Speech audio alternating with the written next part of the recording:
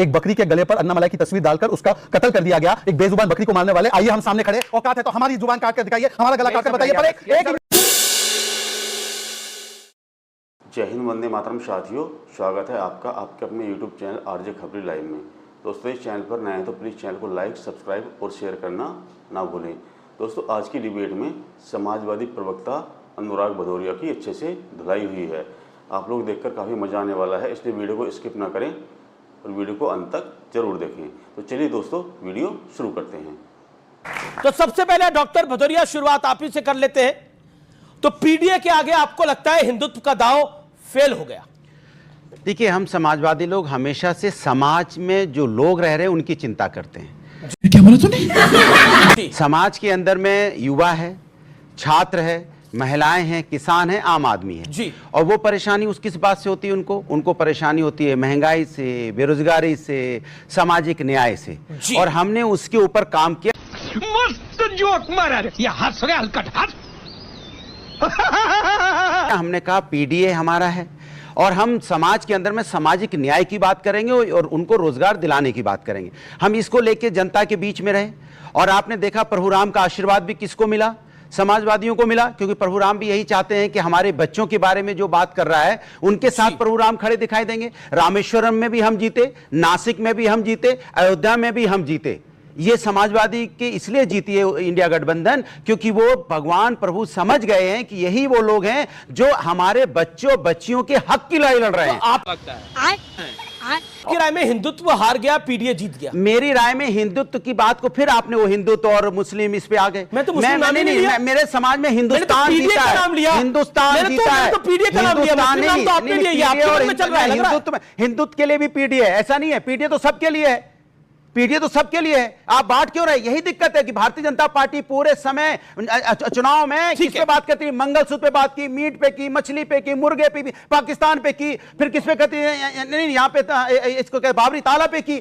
आप इस पे वोट मांगे, भैंस खोलने पे वोट मांगेंगे। आपने जनता के मुद्दों पे वोट नहीं मांगा, जनता ने आपको नकार दिया। उसके बाद भी अभी भी वही बात, पीडीए जीता है क्योंकि पीडीए सामाजिक न्याय की बात करता है। पीडीए की मतलब आप इंडिया अलायंस की टोटल सीट्स क्या है?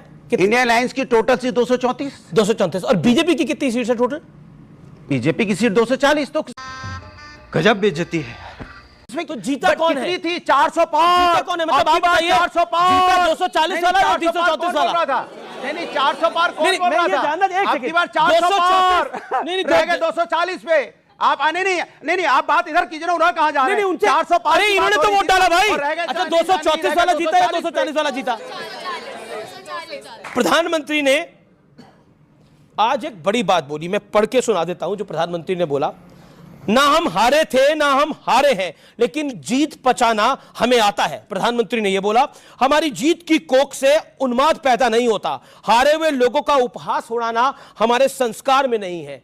बीते 5 दिन, बीते 4 दिन से ऐसा लग रहा है कि एनडीए तो हार गया है चुनाव और इंडिया अलायंस चुनाव जीत गया है।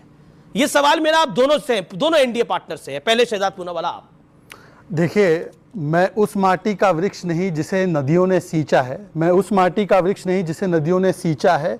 बंजर माटी में पलकर भी मैंने मृत्यु से जीवन को खींचा है और मैं रेत में नहीं बल्कि पत्थर पर वो लकीर बन चुका हूं। चाहे जितना भी प्रयास कर ले ये मोदी को नहीं रोक पाए और एक साथ आने के बाद भी ये थक चुके हैं। अब बोलते हैं कि हम एनडीए कर रहे हैं, पर ये जब से एक साथ आए हैं उसके बाद इंडी बोलना बंद कर दिया है। एलओपी का नाम घोषित करते हैं, कांग्रेस पार्टी वाले कहते हैं कि राहुल गांधी एलओपी होंगे, अखिलेश को भूल जाइए। अच्छा, इनकी इंडिया अलायंस की मीटिंग में ना उद्धव ठाकरे पहुंचे हैं ना हनुमान बेनीवाल पहुंचे हैं। और बता दीजिए अनुराग भदौरिया जी, चलिए अच्छा है कि अब मोदी है तो मुमकिन है। जो लोग राम मंदिर को कल तक बेकार बोल रहे थे, सनातन समाप्ति की बात कर रहे थे, आज वो भी जय श्री राम बोल रहे हैं। तो मुझे लगता है रोम रोम करने वाले राम राम करने लगे हैं। चलिए, कम से कम इतनी उपलब्धि है।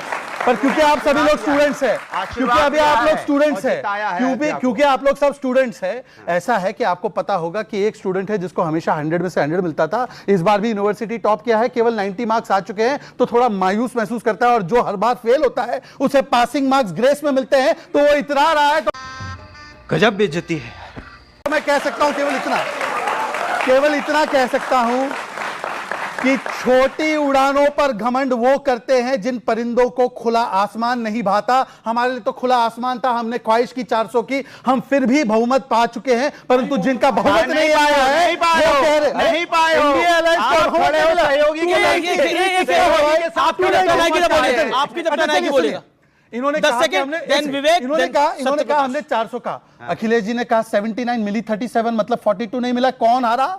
बीजेपी 17। अच्छा, 32 आई हैं, 32 आई हैं, हाँ, क्या 32 सीटें आई हैं हमारी, 37 आई हैं, और डंके की चोट पे बोलता हूं कि हमने उत्तर प्रदेश से आपको धूल चटा दी है। अनुराग क्या जी बीच में 32 मत पे रुक बोलिए। गए हो? आप तो 80 के 80 अरे जीतने वाले थे, देखिए, और आप 32 पे रह गए। अमीश जी, आपने कमाल है ये भाई। शुरुआत में ही रूल समझाए थे। देखिए, कुछ स्टूडेंट्स है वो रूल्स मानते ही नहीं है, इसीलिए वो बेसमान से बात। अच्छा, एक आप भी 10 सेकंड में समाप्त करिए, देन विवेक जी। अच्छा, इन्होंने बात की कि सामाजिक न्याय के लिए हम लोग लड़ाई लड़ते हैं। आपको पता है कि ये तमिलनाडु में हमारा 10% वोट बढ़ने के बावजूद भी एक बकरी के गले पर अन्नामलाई की तस्वीर डालकर उसका कत्ल कर दिया गया। एक बेजुबान बकरी को मारने वाले, आइए हम सामने खड़े, औकात है तो हमारी जुबान काट कर दिखाइए, हमारा गला काट कर बताइए। पर एक इंडिया अलायंस के नेता ने ट्वीट नहीं किया। विवेक जी, मैं जो अन्नामलाई की बात करी और अन्नामलाई के साथ मतलब बकरी को आगे रख के उनकी तस्वीर लगा के उनकी गर्दन काटना, वो तस्वीर इस समय मैं चाहता हूं जरा दिखाई जाए वीडियो वॉल पर, वो तस्वीर, और हमारे व्यूअर्स को भी दिखाई जाए। मतलब क्या दिखाने की कोशिश? नहीं, ये सिंबोलिज्म गलत था। क्या सिंबोलिज्म है? ये गलत था। इस तरह की चीजें हमारे प्रजातंत्र में नहीं होनी तो चाहिए। इंडिया अलायंस के एक भी नेता ने ट्वीट क्यों नहीं करा? नहीं, ये बिल्कुल गलत है। लेकिन उसके बाद भी आप देखिए, वो इतने अनपॉपुलर हैं कि पूरे तमिलनाडु के अंदर एक भी सीट और ये नहीं आई। दूसरी तस्वीर जो खुद देखिए भी चुनाव सहारनपुर हारे। में जो चुनाव जीतने के बाद खुद हुआ, भी भाई ये किसी इमेच्योर आदमी ने किया। इमेच्योर आदमी है ये, जिसने जिसने ये किया ही इमेच्योर। देखिए मेरी बात सुनिए, अभी क्या है, आप मुझे एक बात बताइए। तमिलनाडु के अंदर खूब ड्रामा किया गया साहब, सनातन के खिलाफ बोला, हिंदू धर्म के खिलाफ बोला, ऐसा हो गया वैसा हो, इतनी डिबेट्स हमने करी। अन्नामलाई आज कहां खड़े हैं, बीजेपी कहां खड़ी है तमिलनाडु में, क्या हुआ उस मैं कहता हूं चुनाव तो आप भी हारे हैं। हाँ सुनिए, आप लोग भी हारे हैं चुनाव। नहीं आप सुनिए, हारे हैं ना, तो किसने मैं जानना चाह रहा हूं, किस एनडीए के नेता ने, किस बीजेपी के नेता ने आपके नेता की गर्दन को आगे रख के बकरी को काटा है? ये गारंटी से कह रहे हो ये नेता है?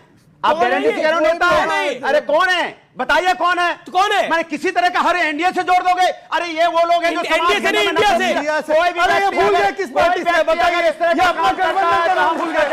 कोई भी बनाना चाहते हैं। आप जबरदस्ती अरे आने वाले डालते खुदा ही देखिए एक सेकंड। अब मुझे सत्यप्रकाश मिश्रा की बात आ पहले होता है, गई, लेकिन अरे एक सेकंड, सत्यप्रकाश मिश्रा ये तो बार बार देखिए कहते हैं कि कई बार कोई बात जुबान पर आ जाती है, आप कहना नहीं चाहते, लेकिन ये भी एनडीए की बात करने लगे हैं।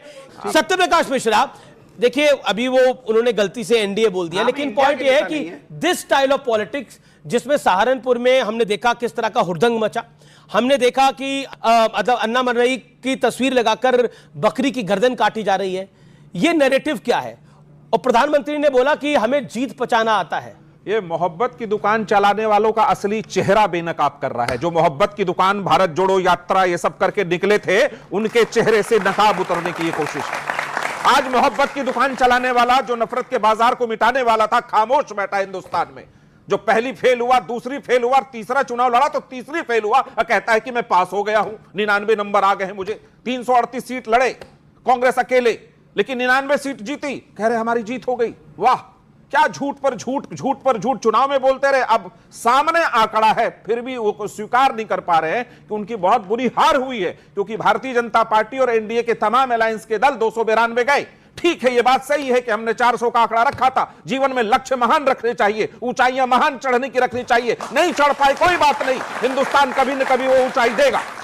अगर काम अच्छा बेहतर करके आएंगे, लोगों के लिए योजनाएं बनाएंगे और जनता की सेवा करेंगे, जो नरेंद्र मोदी जी ने आज एनडीए की बैठक में कहा है, तो आने वाले चुनाव में भारत में एनडीए का भविष्य हमेशा प्रबल रहेगा। लेकिन अगर राहुल गांधी मुंह से बोलेंगे कि मोहब्बत की दुकान है और सड़क पर नफरत फैलता रहेगा, जिहाद का शब्द गूंजता रहेगा, तो इसका जवाब भी बहुत अच्छी तरीके से दिया जाएगा। भारत जोड़ने वाला व्यक्ति आखिर खामोश क्यों है?